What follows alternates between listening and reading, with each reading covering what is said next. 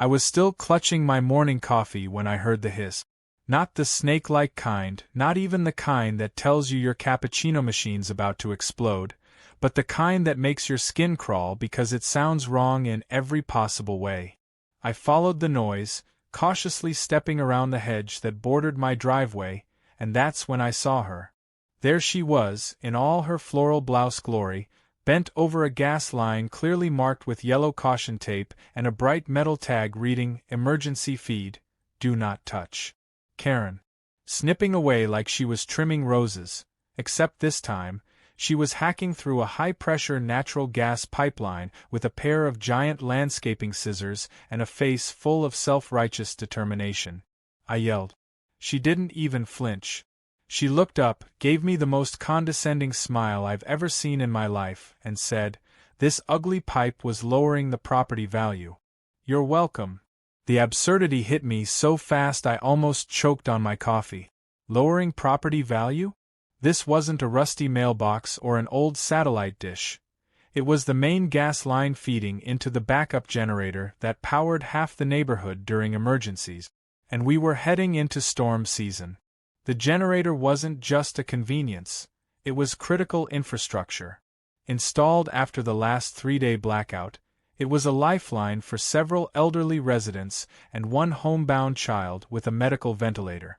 All that now risked going down the drain because Karen had declared herself the sidewalk beautification police. As I dropped the cup and ran toward her, she stumbled backward, finally noticing the hiss growing louder and the smell of gas thickening the air. "What have you done?" I demanded, motioning for her to move back. She scoffed and waved her hand, muttering something about men always overreacting. That was when it hit me. She didn't even know what she had cut. Her ignorance wasn't just dangerous, it was weaponized by her arrogance. She wasn't just being a busybody. She was playing roulette with people's lives. I called the gas company immediately, my hands shaking. The operator didn't wait. "Evacuate. Now." Within minutes, a truck rolled up with sirens flashing, a crew jumping out in full gear while I tried to explain that the person who cut it was still standing nearby, watching them like they were invading her garden. When one of the techs informed her she'd just breached a high-pressure emergency gas conduit, she went pale. Then, in classic Karen fashion, flipped the script. "Well, if it was so important, why wasn't it buried deeper?" she snapped. One of the crew members, who looked like he'd seen one too many of these types, replied with the driest deadpan, "Because it's emergency infrastructure, ma'am. We need to access it quickly, like today." The leak was capped in time, but the damage was already done. The pressure to the generator dropped to zero. Storm clouds were rolling in from the east, thick and angry. There was barely time to catch my breath before the first raindrops fell, and the power across the street blinked twice, then went out. The homes, especially those on our shared emergency grid, were already vulnerable. As I watched porch lights flicker off like falling dominoes, I had to face the fact that Karen hadn't just made a stupid decision, she'd potentially endangered lives. I went inside and pulled up the security footage. My house had 4 outdoor cameras, and by sheer dumb luck, one of them had captured her act from a perfect angle. There she was, her shadow stretching across the sidewalk, her floral print swaying with the breeze as she bent down, wrestled with the pipe, and snipped right through it with the flair of someone cutting the ribbon at a grand opening. I saved the footage to 3 different drives. Karen had no idea what she'd just stepped into.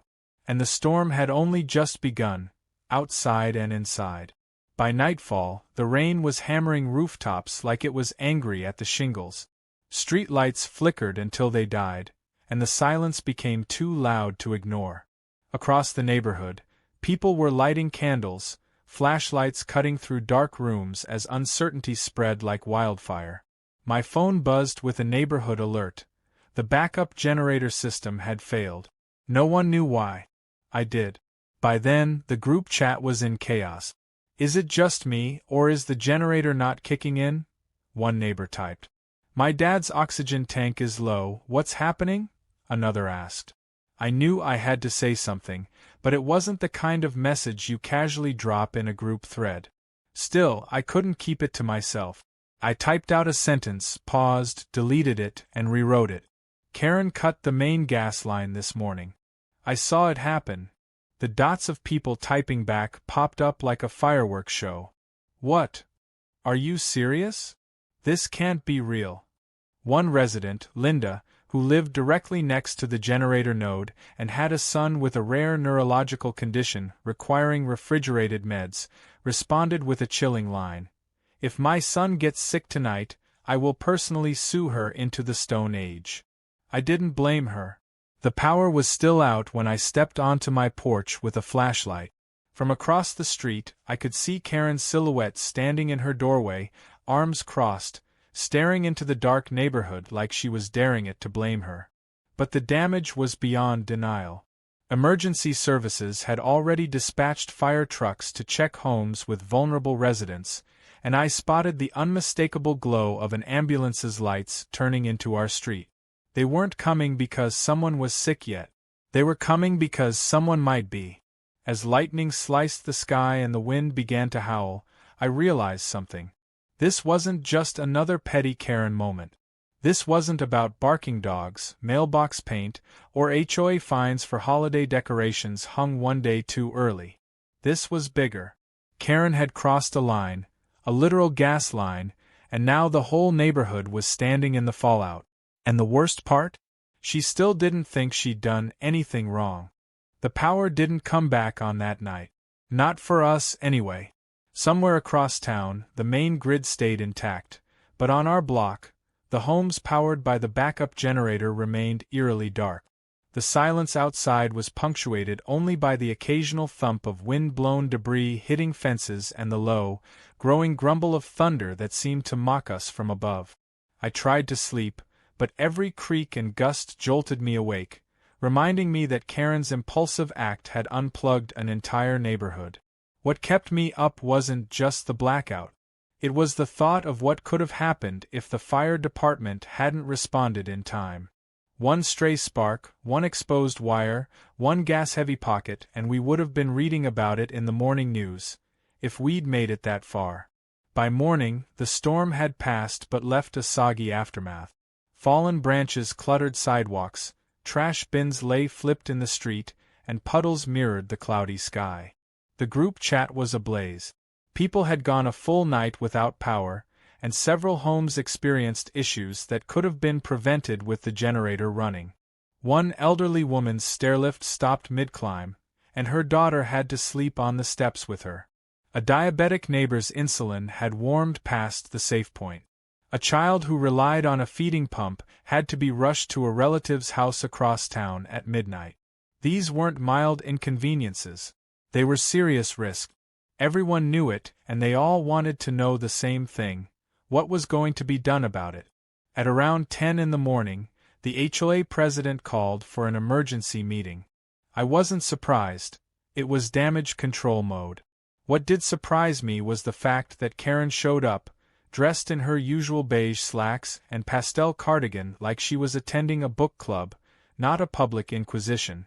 She waltzed in with a reusable coffee mug and that smug smile that made people want to throw things. The meeting was held at the clubhouse, still running on a separate generator that hadn't been affected.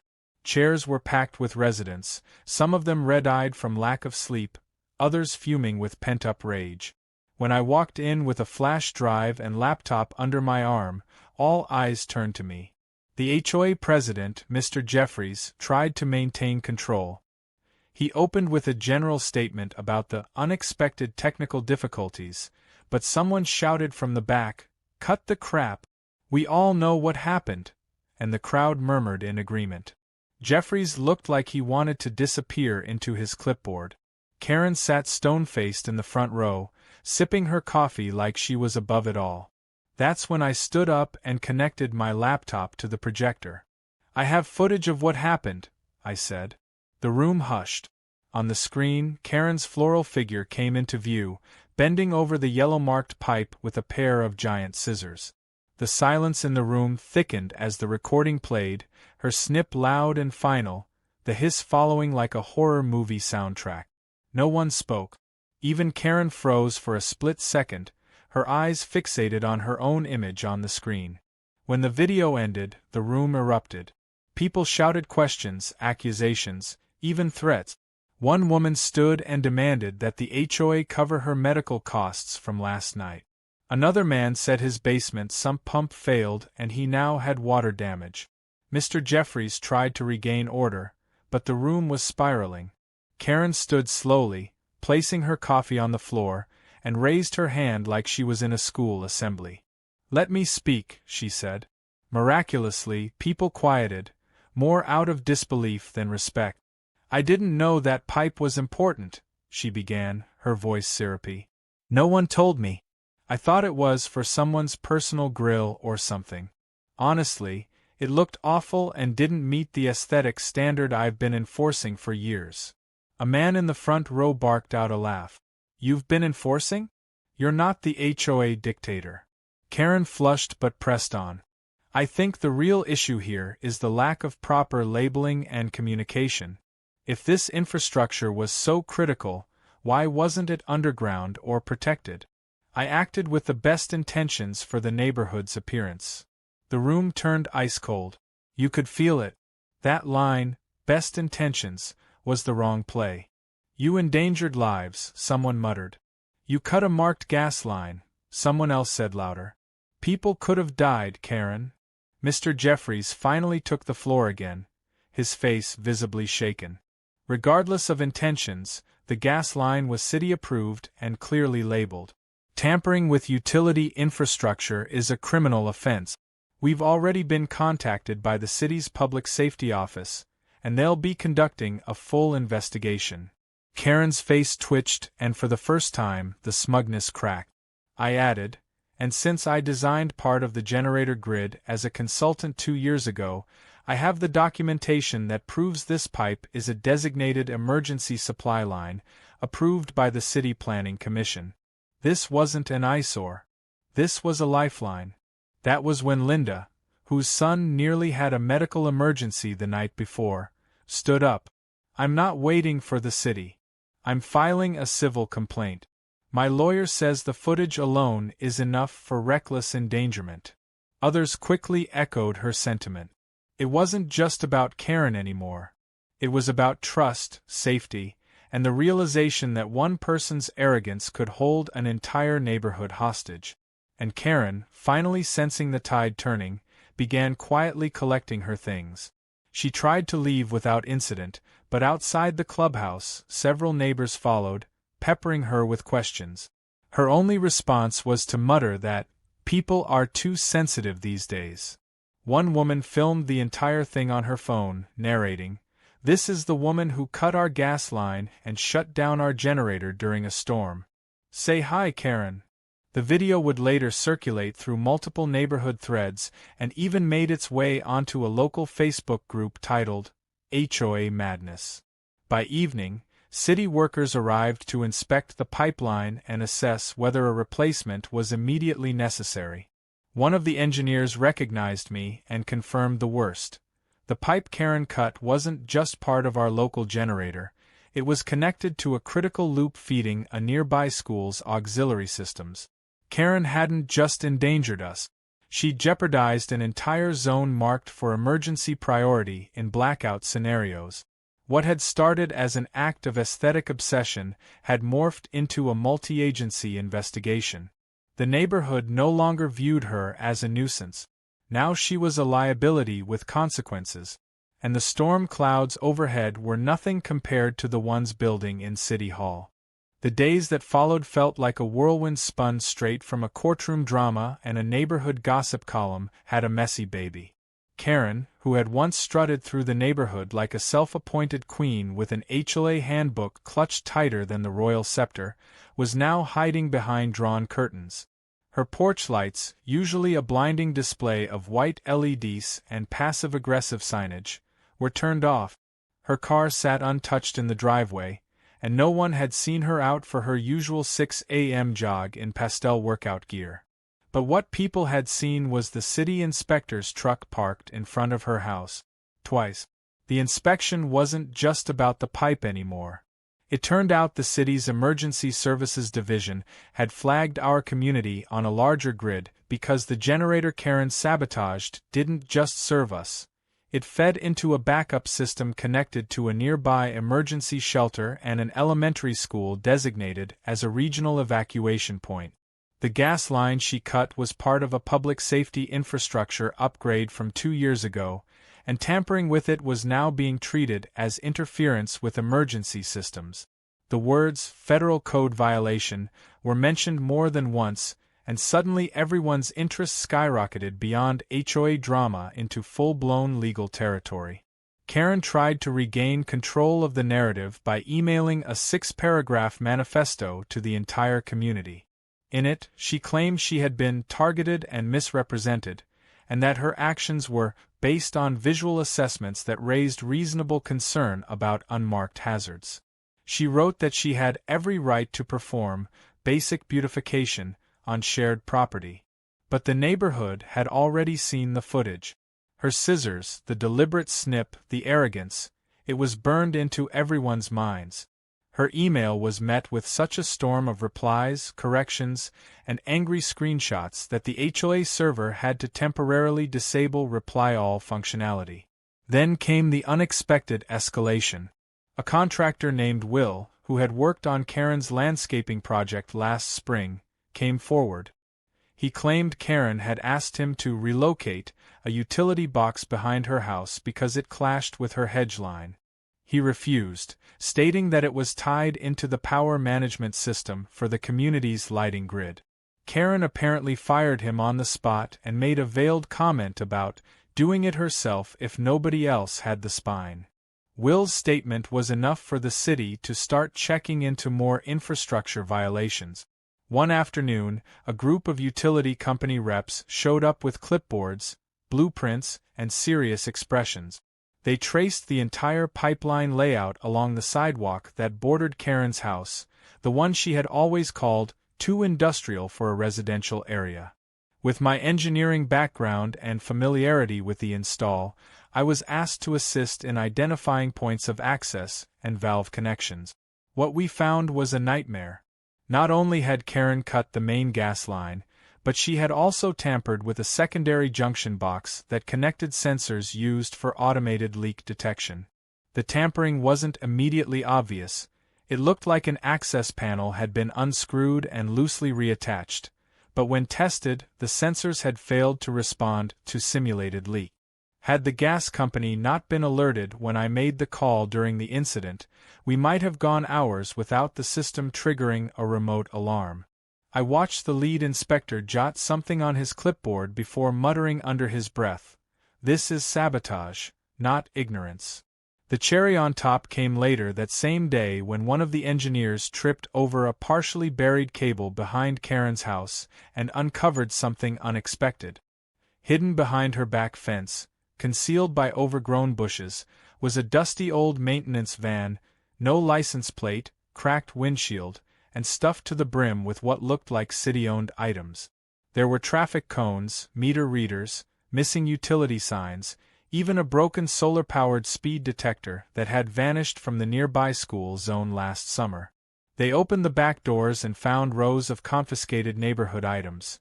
The wooden bench from the park that vanished during a clean-up week, the children at play signs Karen claimed had blown away, and a dozen LED light fixtures still in packaging. When word got out, the story transformed from a local disaster to a surreal tale of suburban madness. People gathered in small groups on porches and lawns, whispering theories and half-joking about starting a documentary.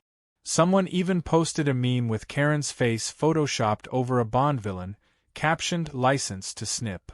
It went semi-viral in the local Neighborhood Watch Facebook group. The city launched an official investigation. Utility reps took possession of the van and confirmed multiple serial numbers matched stolen or missing municipal asset. Karen, whether she realized it or not, was in a world of trouble. And yet, she still hadn't said a word to anyone in person.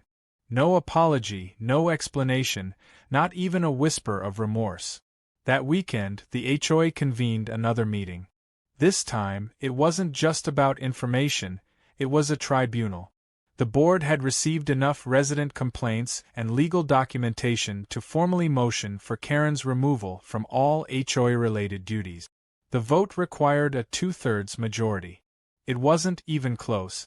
Every single homeowner, save for Karen's one remaining ally, a man named Stan who admitted he just liked her cookies, voted for her dismissal.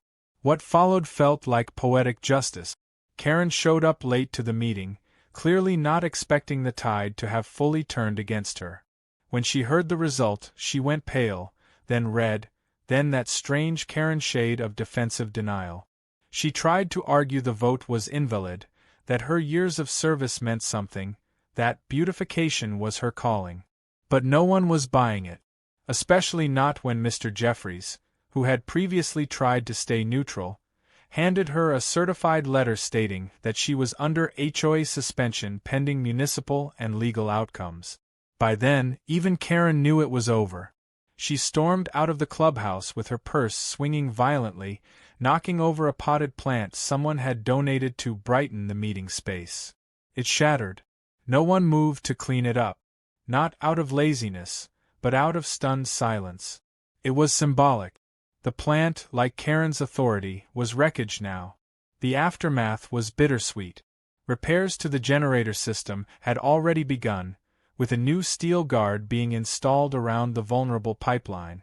The gas company pledged to reinforce all exposed connections, and the city granted the HOA emergency funds for further infrastructure improvement. But despite the progress, the sense of betrayal still lingered. The neighborhood had trusted Karen to uphold community values, and she'd repaid them with vanity, sabotage, and stolen benches. For me, it was personal. Not just because I caught her in the act, but because I'd poured hours into helping build the emergency system after the last blackout. And now, all of it had nearly been undone by someone who believed appearances mattered more than people. But as one neighbor put it during a late-night walk, flashlight in hand and anger still fresh in his voice, at least now we know who she really was. And she'll never touch another pipe again. By Monday morning, Karen's downfall had officially graduated from neighborhood gossip to full-scale local news spectacle. A small-town news van rolled up and parked across the street from her house, a reporter stepping out with an umbrella in one hand and a camera crew trailing behind like sharks scenting blood in the water. What began as a bizarre HOA squabble had transformed into a legitimate story involving public safety violations, utility sabotage, and stolen city property. The neighborhood had become ground zero for a cautionary tale wrapped in absurdity. The irony? Karen always wanted the community to be famous, for its landscaping and elevated standards. Now it was going viral for all the wrong reasons. The fire department returned that afternoon, this time not for an emergency but to present an official statement. They confirmed that the gas line Karen had cut served not just the backup generator but was part of a critical infrastructure loop tied into emergency services for the adjacent school zone. Because of the design and redundancy of the system, any interference on our end could have rippled outward, disabling emergency response systems citywide had the timing been worse. Luckily, the technicians had shut off the line before the pressure reached dangerous levels, but the city wasn't taking chances anymore. Karen's actions had officially triggered a re-evaluation of safety protocols across several nearby zones. In response, the utility company began immediate fortification of all surface-level infrastructure across the neighborhood. Bright orange barriers lined the sidewalk near Karen's home. Concrete enclosures and metal access locks were installed over every visible pipe, junction, or meter. It was a fortress now. What once annoyed Karen so much had become the very thing that would never bend to her again. They even installed motion-activated cameras with a small sign attached that read, "Smile for safety." No one said it aloud, but we all knew the hidden meaning. Smile, Karen. The HOA, energized and a bit vengeful, decided it was time to overhaul the entire community rulebook. Residents met in the clubhouse for what they dubbed the Reclamation Committee, a not-so-subtle jab at Karen's past beautification board. Suggestions poured in like floodwaters.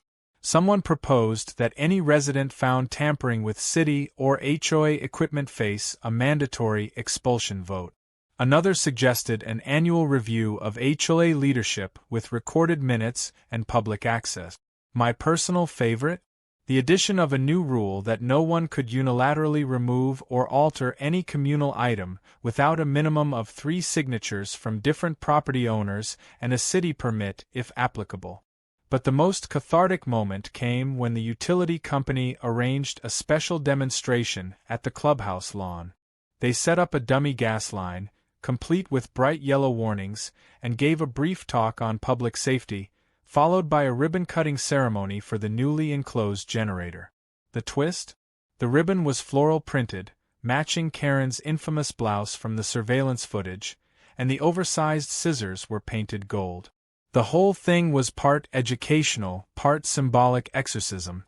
When the mayor herself attended and shook my hand for helping avert a disaster, I almost laughed. Only in suburbia could a gas line sabotage end in a civic celebration with lemonade stands. While all this unfolded, Karen remained in her house like a ghost trapped behind blinds. She stopped answering the door, her porch packages piling up untouched, and rumors swirled that she deactivated her social media accounts after being relentlessly tagged in memes. My personal favorite showed a before and after image. On the left, Karen grinning in front of a well-manicured lawn, and on the right, the exploded view of a city map labeled "Systems that almost failed because Karen had a vision." It made the front page of the community newsletter. Things hit a new level when we received a notice that Karen's property was being formally investigated by city officials for unauthorized modifications. Apparently, during a deeper inspection, it was discovered that the van found behind her home had been registered under a fake business name, Neighborhood Maintenance Solutions. No such business existed, and the van had no inspection records or legal registration. Even worse, several items recovered from the van were listed as lost from unrelated city departments, meaning Karen had been hoarding not just HOA materials but potentially citywide assets. No one could figure out how she'd collected so much without being noticed. The city held a special meeting to discuss charges. The phrase, "felony theft of municipal property," was uttered with grave tones. Karen, now facing mounting legal pressure, finally left her house, for a brief moment. Clad in oversized sunglasses and a scarf like a celebrity caught in scandal, she drove out of the neighborhood flanked by what appeared to be 2 paralegals. She didn't wave, didn't look at anyone, just gunned her car down the street like she was fleeing a movie set. That night, someone updated the community whiteboard near the clubhouse. Usually it listed events like yoga on the lawn or pothole repairs. This time, scrawled in bold marker, "Karen has left the building and possibly the state. Emergency meeting on Thursday to discuss HOA leadership transition." No one erased it for days. It became a photo spot for residents. People posed next to it with coffee cups, peace signs, even their dogs. Meanwhile, the neighborhood had begun to transform. Freed from Karen's nitpicking rule, residents added porch swings, backyard fairy lights, and even a new mural on the community center wall. It featured a winding golden pipeline stretching across a blue sky, with a superhero figure labeled "Civic Duty," holding back a flood of scissors. It was a playful, cathartic tribute to what we'd survived. But the most unexpected gesture came from the fire department. They returned one final time, this time not for business, but to present a thank you gift to the neighborhood. A polished steel plaque was mounted on the generator's new enclosure, reading, "In honor of those who value safety over appearances.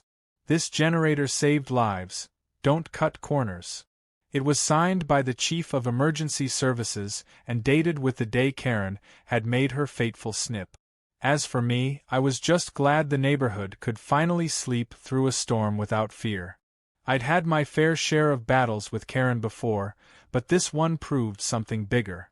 That sometimes the enemy isn't loud or openly malicious. Sometimes it's the person who thinks they know best and acts without asking, who mistakes control for care, and whose vision of perfection is blind to the chaos it causes.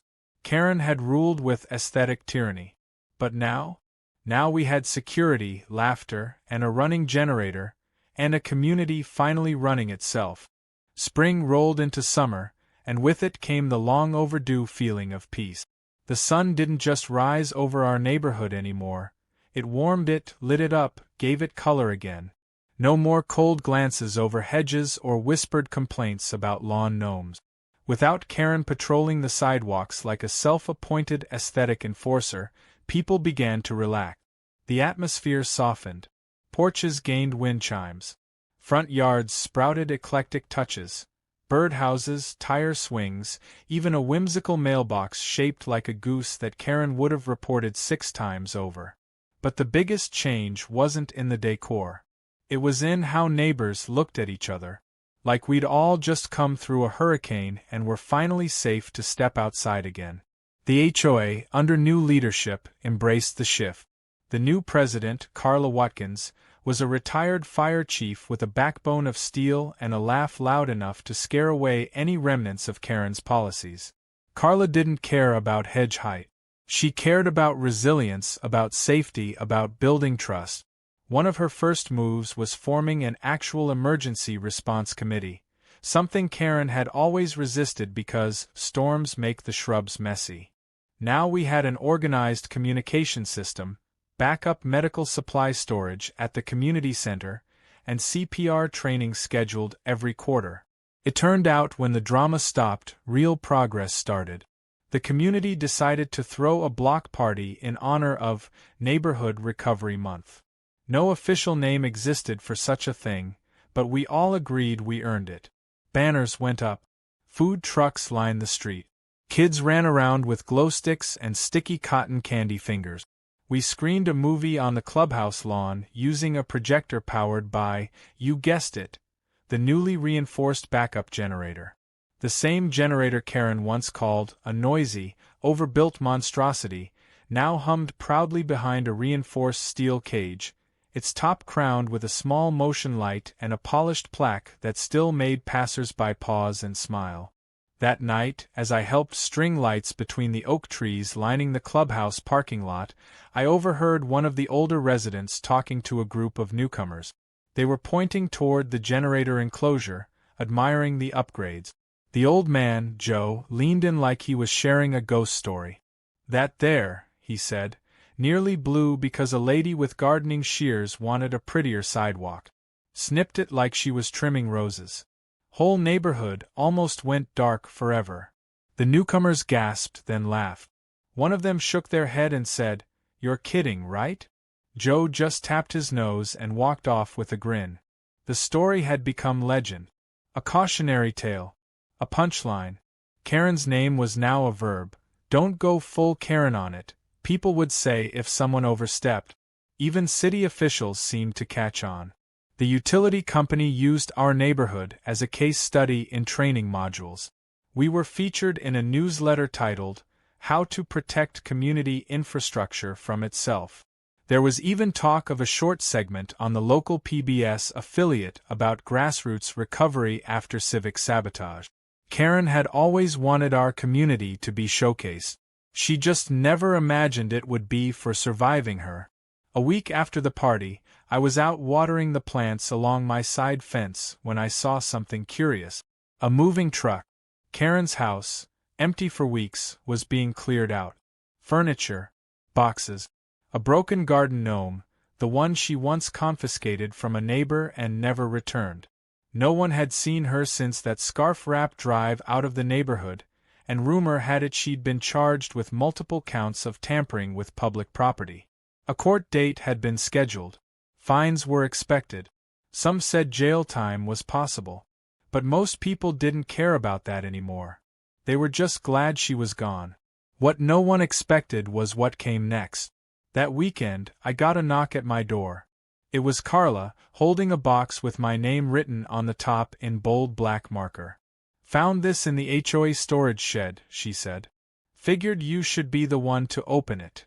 Inside the box was a stack of old paperwork, blueprints, emails, HOA minutes going back nearly 5 years. and under it all, a folder labeled Neighborhood Improvement Proposals, Rejected. It was a treasure trove of ideas that Karen had vetoed over the years. A community garden plan, a little free library box, a walking trail extension. All perfectly good, all shut down because they didn't meet her standards. Carla asked if I'd like to head up a new committee, one focused on community development. I said yes without even thinking. It felt full circle. The guy who caught Karen snipping the gas line was now being asked to help grow something real. Something better. That same day, a final touch was added to the generator enclosure. A wooden sign, handcrafted by one of the residents, mounted to the side of the steel cage. It read, "This line survived Karen." Simple, honest, and perfect. People stopped to take pictures with it. Some laughed. Some nodded. But everyone understood. It wasn't just about the gas line. It was about what we'd all endured, and how a neighborhood that almost crumbled under the weight of one person's vanity came back stronger because it stood together. By summer's end, the neighborhood had not just healed, it had evolved. People shared tools. Kids made lemonade stands without someone demanding permit. A new mural went up near the community park, this one painted by teenagers and local artists. It showed a cartoon generator with a cape, blocking a pair of scissors labeled Petty Authority. At the bottom was a line that summed up everything we'd learned: power comes from community, not control. Sometimes I still think about the day I found Karen cutting that gas line. How surreal it was.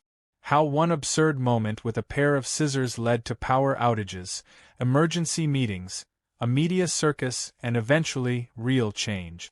In the end, she gave us what she never intended: unity. Not through leadership or inspiration, but through chaos. We built something better because we had to. Because we saw what could happen when someone confuses domination with improvement. Because we finally remembered what community is supposed to mean.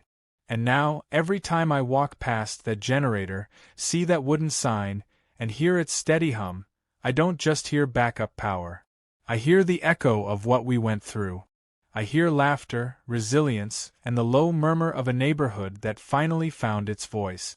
And I smile, knowing that no matter how strong the storm, or how sharp the scissors, we're stronger. Together.